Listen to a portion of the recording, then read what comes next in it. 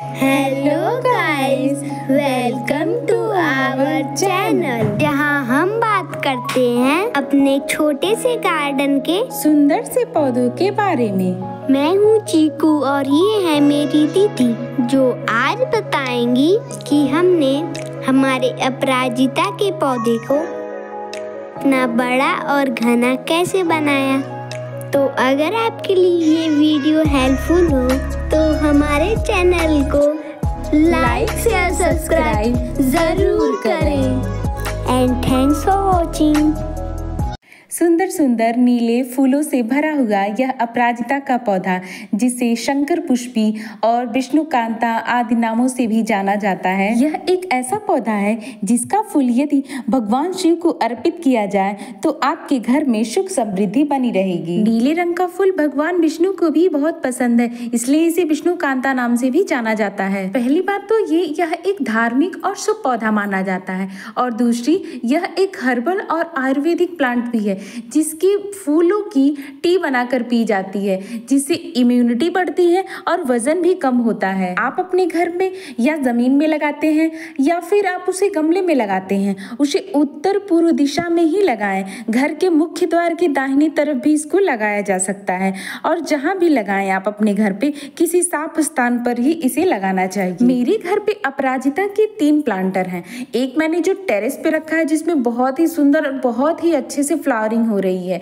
और दूसरा मैंने ये ग्राउंड फ्लोर पे रखा है, जिसमें अभी बहुत ही कम फ्लावरिंग हो रही है। इसका कारण यह भी हो सकता है कि क्योंकि इसे अच्छी धूप नहीं मिल पा रही है। जो छत पे जो टेरेस पे मैंने लगाया है, उसमें काफी अच्छे से पूरे दिन 6 से 8 घंटे की धूप उसको पूरे अच्छे तरीके से मिल जाती है, बट इसको अभी उतनी अच्छी धूप नहीं मिल पाती है, इसलिए अभी ये अच्छे से फ्लावरिंग नहीं कर पा रहा है। अगर आपके भी पौधों में फ्लावरिंग नहीं हो रही है तो सबसे पहला रीजन आप ये देखें कि उसे 6 से 8 घंटे की धूप मिल रही है या नहीं मिल रही है, क्योंकि बेल में जब अच्छी धूप लगेगी तो ही ग्रोथ अच्छी होगी और फूल ज्यादा खिलने लगेंगे।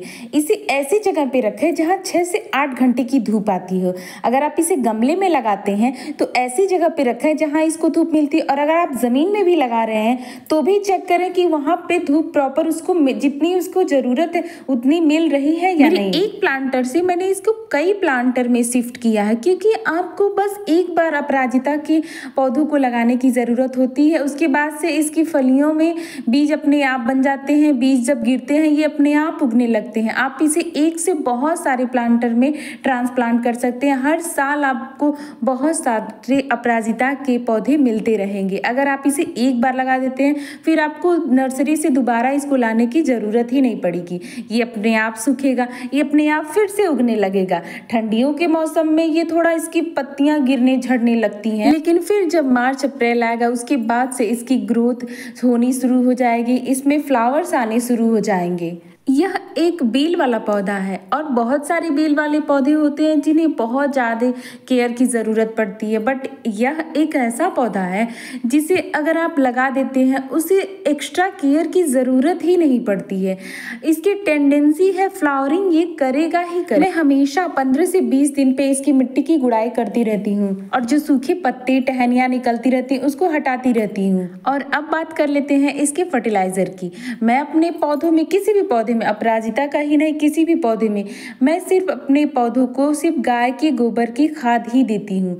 और इसमें अगर आप मुझसे पूछेंगे कि एक्स्ट्रा भी अगर कुछ कर सकते तो बस मैं आपको यही एडवाइस दूंगी कि आपको सिर्फ चाय की पत्ती, जो चाय की पत्ती आप यूज़ कर ले वो भी आप डाल सकते हैं, या फिर अगर आप उसे अनयूज भी डाल सकते हैं। चाय की पत्ती को थोड़ा सा लीजिए, आप उसे पौधे की गुड़ाई करके और उसमें हल्का सा बस 1 चम्मच आप उसे डाल दें।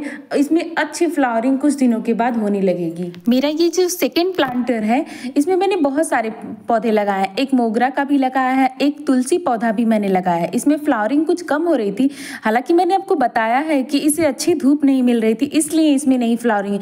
फिर भी मैंने सोचा इसको चाय की पत्ती देकर देखते हैं, क्या पता इसमें भी फ्लावरिंग शुरू हो जाए। इसलिए मैंने 1 टेबल स्पून के लगभग में इसे गुड़ाई करके चाय की पत्ती दे दी, फिर इसे पानी डाल के छोड़ दिया।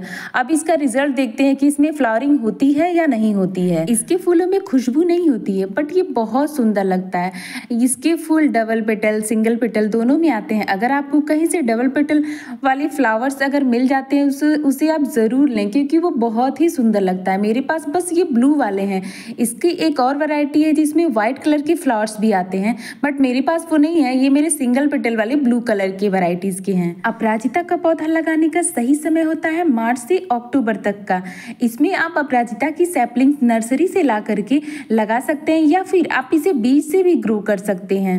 और अगर आप इसे कटिंग से ग्रो करना चाहते हैं तो उसका सही समय होता है बसंत में या फिर मानसून में आप इसे ग्रो कर सकते हैं। और मेरी माने तो अगर आप एक बिगिनर हैं तो आप इसे सैपलिंग से ही लगाएं तो ही बेहतर होगा, क्योंकि कटिंग से लगाने में थोड़ा समय आपको लग सकता है। और अगर आप सीड से लगाना चाहते हैं तब भी इसके सीड्स जर्मिनेट होने पे आपको 10 से 15 दिन का समय लग सकता है, क्योंकि इसके सीड थोड़े हार्ड होते हैं, इसलिए इसको जर्मिनेट होने में थोड़ा टाइम लगता है। इसकी सैपलिंग्स को लगाने के लिए आप वेल ड्रेन सॉइल मिक्सचर का ही यूज करें, जिसमें 50% गार्डन सॉइल, 30% रेत यानी बालू और 20% गाय के गोबर का खाद और 1 मुट्ठी नीम की खली जरूर डालें।